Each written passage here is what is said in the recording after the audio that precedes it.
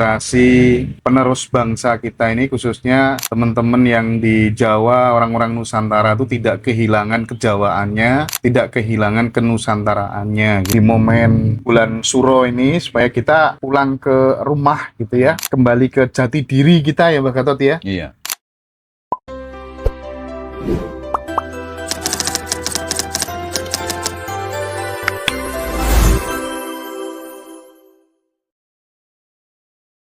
Satu Suro ya Mbak Gatot ya. Iya. Jadi kita harus sowan ke beliau-beliau, mbah-mbah kita yang menekuni ajaran dan pakem Jawa begitu, supaya kemudian generasi penerus bangsa kita ini, khususnya teman-teman yang di Jawa, orang-orang Nusantara itu tidak kehilangan kejawaannya, tidak kehilangan kenusantaraannya gitu kira-kira ya. Iya. Mbak Gatot, langsung saja Mbak Gatot. Jadi akhir-akhir ini banyak teman-teman yang muda-muda tuh mulai mempertanyakan gitu. Ada semacam kayak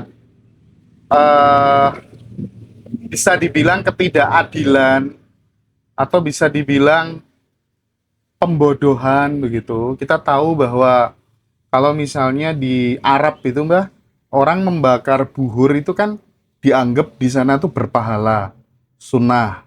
Tapi kalau orang Jawa membakar dupa itu dianggap sebagai sesuatu yang misalnya musyrik gitu, Iya. syirik gitu ya, Iya. mengundang setan gitu.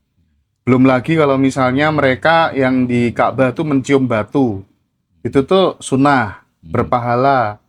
Tapi kalau kita-kita ini misalnya sebagai orang Jawa mendatangi punden, makam-makam leluhur, itu justru dianggap sebagai sesuatu yang musyrik gitu Iya. ya.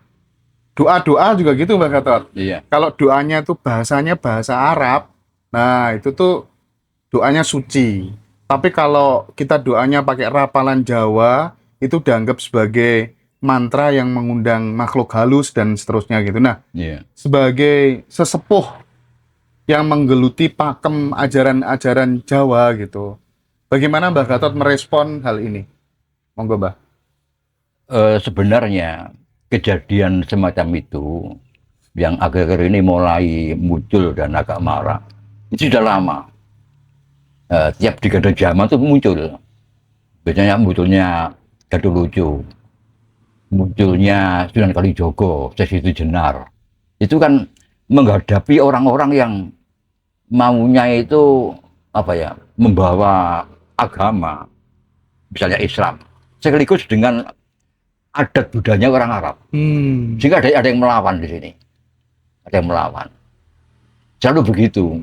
Jadi tidak sekedar menyebarkan agamanya, tapi adat istiadatnya orang-orang Arab itu terus dibawa. Nah, termasuk misalnya pakaian, bahkan makanan. Jadi kalau sudah puasa, ada kurma. Itu kan sudah menyangkut apa ini ada. Itu padahal budayanya mereka. Budaya mereka. Takjilnya itu kurma.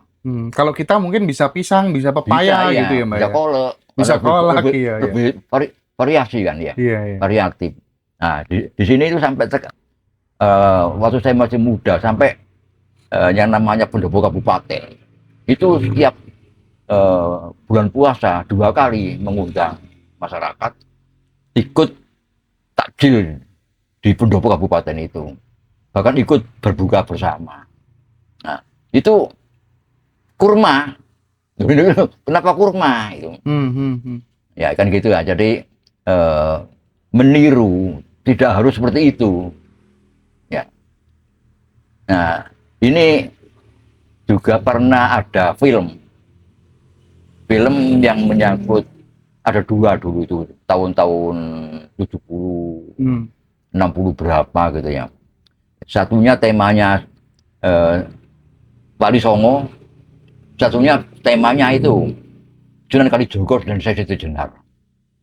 Ini memunculkan itu dengan berani.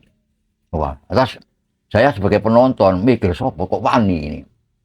Nah, ternyata penasihat agamanya itu pamannya Gus Dur sendiri, yang punya rasa kebangsaan yang tinggi. Pamannya sendiri dokter, Ya, dokter itu pamannya Gus Dur. Ini yang penasihat agamanya, yang memasukkan unsur-unsur seperti itu untuk memberi kesadaran pada masyarakat. Itu rupanya begitu. Jadi selalu muncul yang sifatnya itu mau mengarabkan kita, muncul di Islam itu menolak ini Islam bukan Arab gitu. itu yang sering terjadi. Lantas apa keuntungan mereka? Ini yang kita nggak tahu. Itu seperti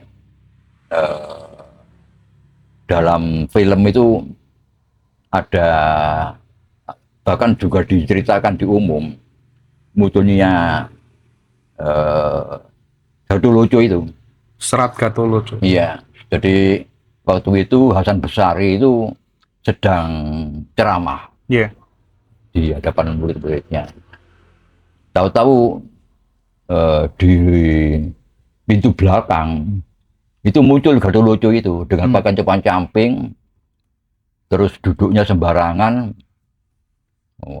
membuat resah orang-orang di belakang itu. Jadi barisan belakang dari ceramah yang mendengarkan Hasan Besari ceramah itu resah tuh lihat tingkah lakunya Gatholoco itu, yang body kerangku ini tanpa melihat yang ceramah. Nah, lantas mau diusir sama orang-orang di belakang ini, tapi Hasan Besari diam, jangan. Wah, setelah itu dia mengeluarkan bungkusan,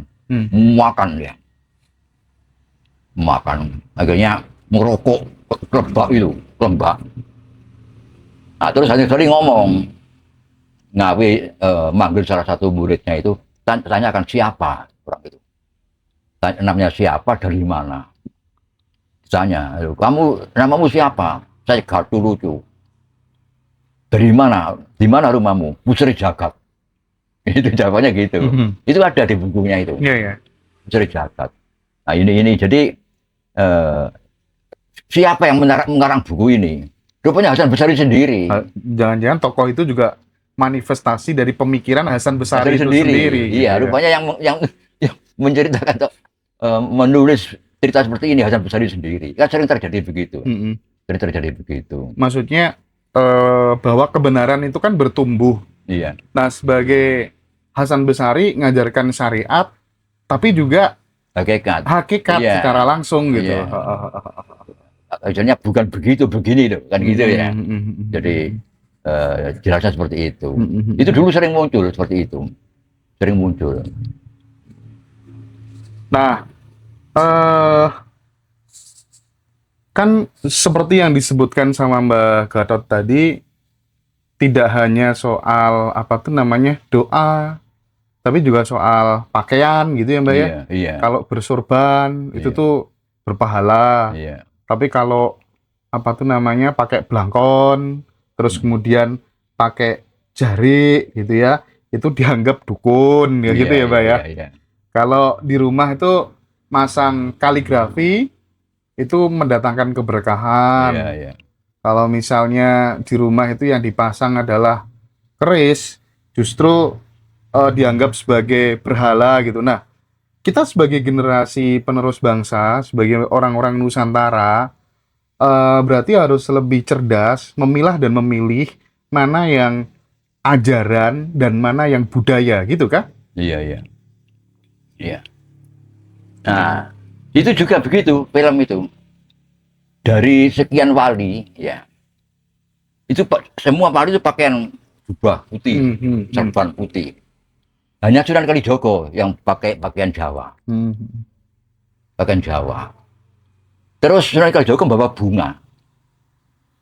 5 warna itu ditaruh di daun pusang, ditumpuk di situ. Iya. Terus dipersoalkan oleh Sunan Kudus. Sunan Kudus tanya pada Sunan Bonang. Sunan Bonang yang mimpin pertemuan itu. Kenapa ini kok ada bunga? Kenapa kok Sunan Kalijogo pakaian Jawa? Tidak pakaian seperti yang lain. pakai jubah dan serban. Ya. Terus akhirnya Sunan Bonang meminta Sunan Kalijogo menerangkan. Kenapa? Ini tidak ada filmnya soalnya. Kanjeng Sunan Kalijogo kok pakaian seperti ini. Misalnya ini orang Jawa. Ini pakaian adat Jawa. Coba buka lagi Al-Qur'annya. Yang penting bersih tutup aurat. Kan gitu kan. Semua maduk-maduk gini wali-wali itu. Gisinan Sunan Kudus ini. Yang penting bersih nutup aurat. Suci. Penting suci nutup aurat. Itu. Nah, terus bunga ini. Loh, Islam itu kan seneng harum. Di Arab tidak ada bunga, di sini ada bunga. Apa salahnya? Di Arab tidak ada. Di sini ada bunga. Harum dia bunga. Itu jawabannya seperti itu. Iya, ya. Nah, andai kata Sunan Kalijogo sekarang masih ada, Iya. terus kemudian dia disuruh menjelaskan, kenapa orang Jawa, orang Nusantara nggak mau pakai jilbab? Pakai? Nggak mau pakai jilbab, nggak ditutupi rambutnya. Oh iya, iya. Nah, itu jawabannya Sunan Kalijogo kira-kira apa, Mbah? Ya selama rambutnya enggak morat-marit ya enggak apa-apa kan. Nah, itu kalau orang Nusantara ya, orang Iya. Jawa ya. Iya. Nah, masyarakat kita kan selama ini mempercayai bahwa kalau kemudian rambutnya kelihatan, nggak ditutupin, Iya. itu tuh berdosa. Oh. Padahal itu adalah budayanya orang Arab. Orang Arab ya. Nah, gimana dong kalau sudah menjadi sebuah keyakinan kolektif gitu, Mbak Gatot?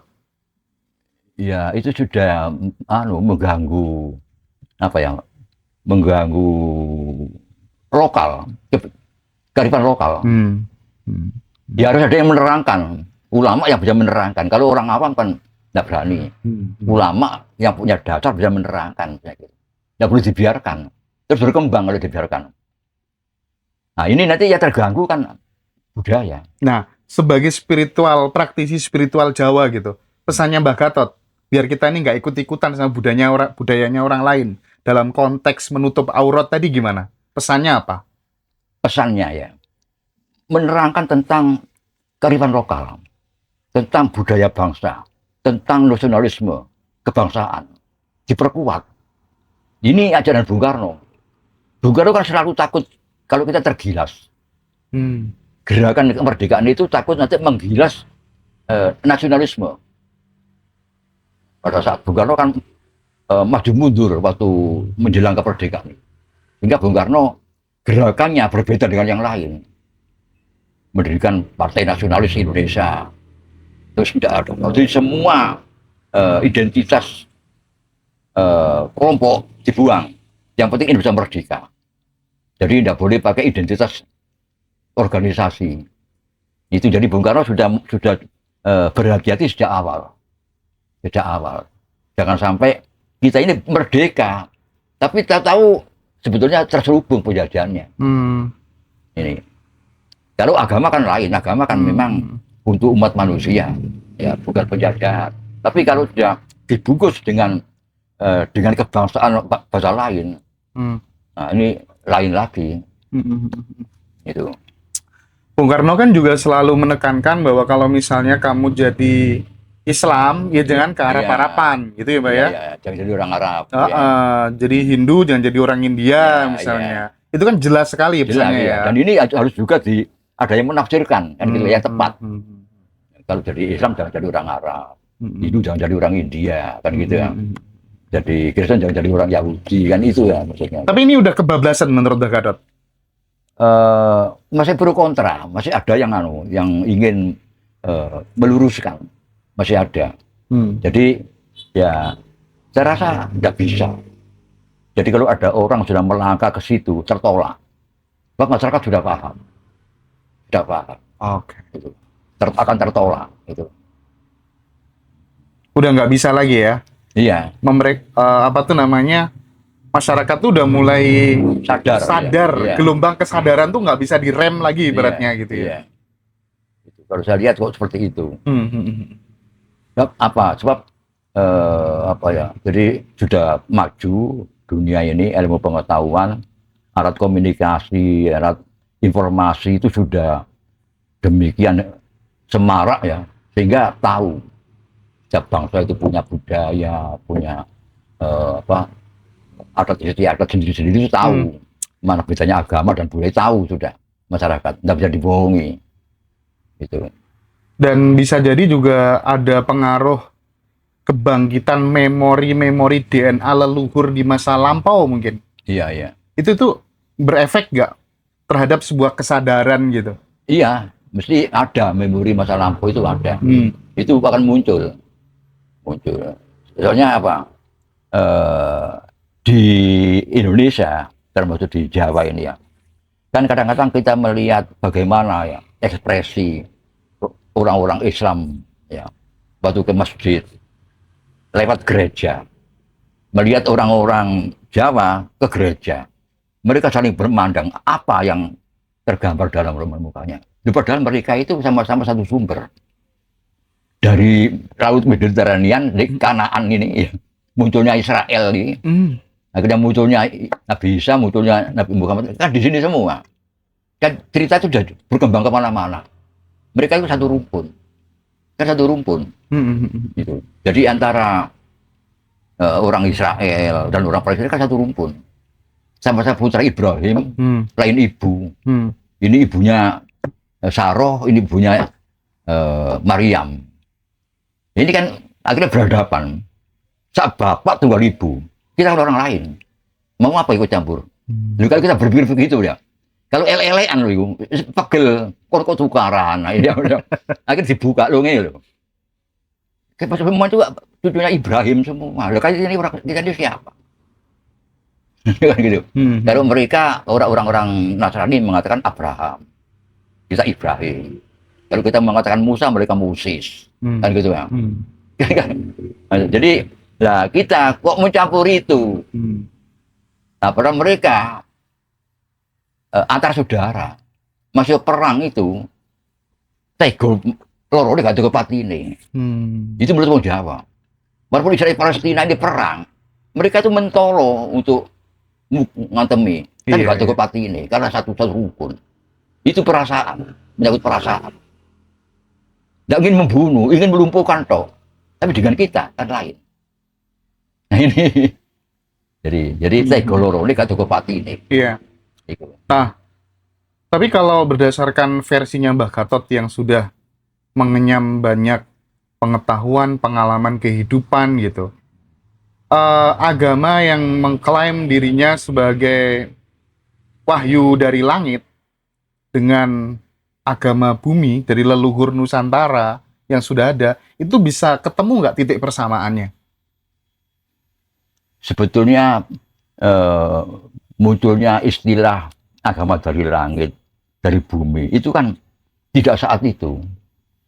Melewati perjalanan panjang untuk memudahkan pengertian dari langit itu apa, dari bumi itu apa. Kan sulit ini jadinya. Sulit kalau dibedah betul. Misalnya, kan jadinya salah paham. Salah paham. Nah, jadi persis seperti yang dialog antara Sunan Bonang dan Sunan Kudus itu.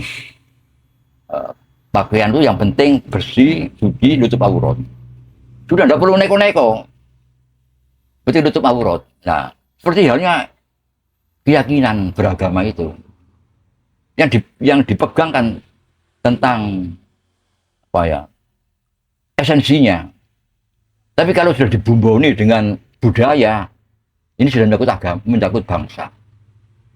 Kan begitu ya, itu yang harus dipahami. Harus dipahami. Tapi kalau perspektif tentang aurat itu ternyata beda-beda, gimana dong? Misalnya kita ngomong soal nilai kearifan lokal di Nusantara. Masih ada suku-suku di Indonesia yang menggunakan pakaian-pakaian tradisionalnya misalnya kebuka kayak gitu.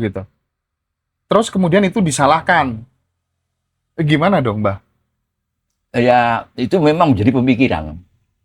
Kalau kita yang tidak termasuk suku yang terbuka tadi, dan bukan termasuk orang yang mengkritik, ya diam. Kita lihat saja apa yang terjadi.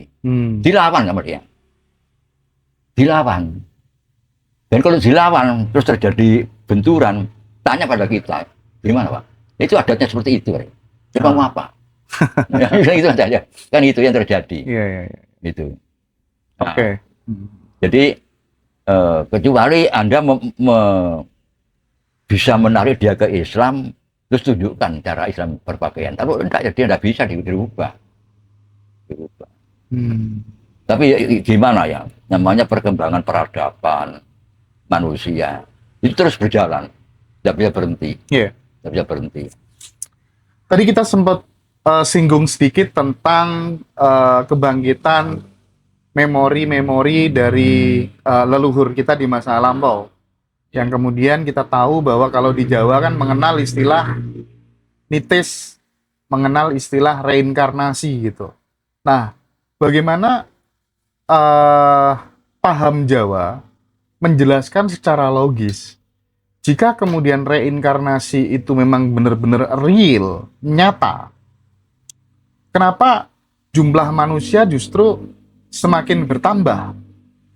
Apakah kemudian memang ada kemungkinan muncul manusia-manusia baru dari dimensi-dimensi yang lain misalnya gitu ya? Karena orang Jawa kan sering meyakini bahwa oh itu loh anak sekecil ini loh baru berapa tahun loh dia sudah bisa kayak gini, kayak gini, kayak gini. Gimana menjelaskannya kalau itu bukan soal reinkarnasi gitu? Tapi kan paradoks dengan kenyataan tadi. Pripun Mbak Gatot?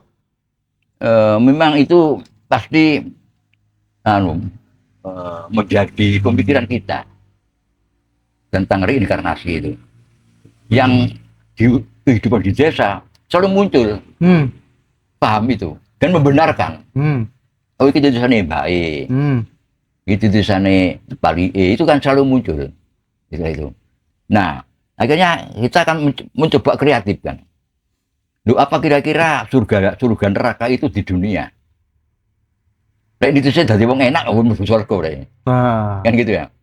Oh biyen api iku, mati terus jadi nah nek biyen jahat, itu cuma dadi wong gak enak. Nah, jangan-jangan seperti itu kan muncul, tapi tidak terucap kan. Jadi memadukan antara pengertian surga neraka dan reinkarnasi. Iya. Yang nyata gitu ya. Iya. Itu tidak dibendung pemikiran seperti itu. Selalu muncul. Itu. Bapak kalau menunggu surga neraka, menunggu kiamat. Kan begitu pengertiannya. Orang itu tidak langsung menunggu surga neraka. Menunggu dulu kiamat. Dan kalau memang real seperti itu, berarti kan yang disebut sebagai Tuhan Maha Adil, yaitu wujudnya gitu. Iya. Itu. Jadi nitis tidak enak, nitis enak. Kan itu terjadi di lingkungan kita. Terjadi. Konsekuensinya ketika kita sadar dan paham tentang hal ini, Mbak, akhirnya kan kita setiap hari berlomba-lomba untuk memperbanyak tabungan-tabungan kebaikan. Iya, betul. Supaya nanti di keberlanjutan jiwa selanjutnya kita bisa lebih enak gitu ya. Iya. Ya memang apa ya, saya seorang tua yang sering udah atik itu. Iya. Di surga itu jalur apa keturutan. Jadi itu sangat soge keturutan. Gitu. Kan gitu ya. Oke. Nah, Mbak Gatot, kalau misalnya nih dalam proses transformasi jiwa tadi Mbak Gatot, kita tahu kan ada kadang ya, ada anak itu cowok, tapi jiwanya itu kayak cewek, lembut sekali gitu. Nah, gimana paham Jawa bisa menjelaskan hal ini, Mbak? Si anak itu padahal juga nggak, apa tuh namanya, dia juga dari kecil memang aku udah kayak gini gitu. Aku nggak bisa ngelawan gitu. Gimana dong? Pertama, saya tanya kepada orang ahli medis, itu menyangkut hormon. Oke. Hormon laki-laki, hormon perempuan yang dominan. Orang perempuan punya yang dominan hormon laki-lakinya. Tapi jelas ini terpengaruh kejiwaan. Jadi sudah kejiwaan, ada titisan. Oh. Ada titisan itu. Nah ini jadi apa ya, menyangkut itu jadinya. Itu kan sering di lingkungan kita kan sering ada terjadi kawan yang misalnya cewek koyok cowok berperilaku cewek itu kan banyak terjadi. Nah itu rupa-rupanya seperti itu. Oke. Itu menyangkut hormon dan itu menyangkut kejiwaan seperti titisan jadinya. Mm-mm. Bisa jadi di kehidupan sebelumnya itu ada kaitannya sama kehidupan sebelumnya kali ya. Iya, iya. Oke, oke, oke, oke, oke. Nah, kalau dalam ajaran leluhur sendiri, Mbak Gatot, jiwa itu bisa nggak bertransformasi, misalnya jadi tumbuhan, jadi binatang gitu ya, atau menjadi makhluk-makhluk lainnya gitu? Gimana kalau ajaran leluhur? Iya, saya kalau mendengar ajaran leluhur seperti itu Ada. ada seperti itu. Jadi itu tidak hanya selalu pada manusia, Hmm. bisa pada binatang, Hmm. pada tumbuh-tumbuhan. Makanya kita dianjurkan untuk menyayangi tumbuh-tumbuhan, binatang. Karena jangan-jangan itu desain leluhurmu, loh itu Oh, kan ada. iya, iya, iya. Nah, ini kan kalau kita bicarakan panjang lebar kan tidak bisa, kan menyangkut keyakinan. Hmm. Tapi kalau dikaitkan dengan pelestarian alam kan bagus. Oh, iya, Iya, kan iya, iya, bagus iya, itu. iya, iya. Jangan-jangan itu leluhur kita mengajarkan pelestarian alam. Hmm. Pohon nggak boleh tebang sembarangan. Doktrin kosmogoni. Kosmogoni, ya. Hmm, hmm, Itu. hmm, hmm, hmm, hmm. Nah, berarti kalau misalnya seseorang itu hidupnya itu dipenuhi dengan ambisi, keserakahan, gitu, terus kemudian keinginan yang menggebu-gebu, dan ternyata belum terwujud, obsesi-obsesi itu, dia akhirnya meninggal dunia gitu, gimana leluhur kita? Kira-kira hidupnya akan seperti apa di perjalanan kehidupan selanjutnya? Eh, ya kalau cerita-cerita leluhur, terus melihat praktek-praktek kehidupan, sepertinya terus mengejar terus. Hmm, hmm, hmm. Makanya terus pada saat dia itu seperti itu sikapnya, ada yang menasehati, gitu ya, Hmm. meredam. Kalau enggak akan seperti itu, Oke, oke, oke. turut-turut temurun. Makanya tujuan utamanya reinkarnasi itu sebenarnya bukan sekedar untuk pengulangan, penebusan, tapi ini kesempatan untuk menyempurnakan kesadaran manusia gitu, Pak. Betul, iya, iya, menyempurnakan. Oke, oke, oke, oke. Jadi kecuali orang jadi gubernur, bupati, presiden, terus berinkarnasi lama ini, Iya, iya. lama, sehingga menjadi seperti itu. Jadi kalau belum inkarnasi, jadi orang di desa yang nggak mengenal pendidikan kan itu kan. Sepertinya seperti itu. Berarti kayak presiden-presiden itu bisa jadi reinkarnasi Iya, dari orang yang sudah hebat memang, yang sudah hebat. Gimana menjelaskan itu secara logis gitu, Mbak? Bukan seperti dongeng gitu. Menjelaskan bahwa Pak Prabowo itu memang sebelumnya dulu orang hebat. Iya. Pak Jokowi itu memang sebelumnya dulu orang hebat. Bung Karno itu memang sebelumnya dulu orang hebat, tuh gimana menjelaskan hal itu? Ya apa ya? Jadi orang hebat itu akibat dari atau sebab dari sudah lama inkarnasi, sehingga memorinya lengkap, lengkap. Jadi dia sadar, terasa lah. Oh. Jadi itu kurang sekian tingkat untuk mencapai tujuan itu kan ada kesadaran, sehingga mengejar dia, Oh, oke. mengejar. Nah ini kalau perlu, misalnya berontak itu timbul di forum musakar, Iya, iya, itu iya. kan timbul pemberontakan gitu kan. Oke. Baik, itu teman-teman. Nanti akan kita lanjutkan lagi. Yang jelas ini menjadi wawasan yang penting di momen bulan Suro ini, supaya kita pulang ke rumah gitu ya. Kembali ke jati diri kita ya, Mbak Gatot ya. Iya. Yang jadi masalah itu kan kita mulai kehilangan jati diri gitu ya. Nah, iya. Nah, pelan-pelan kita mulai belajar teman-teman kepada yang lebih paham, termasuk Mbak Gatot Hartoyo. Kita ketemu lagi di episode selanjutnya.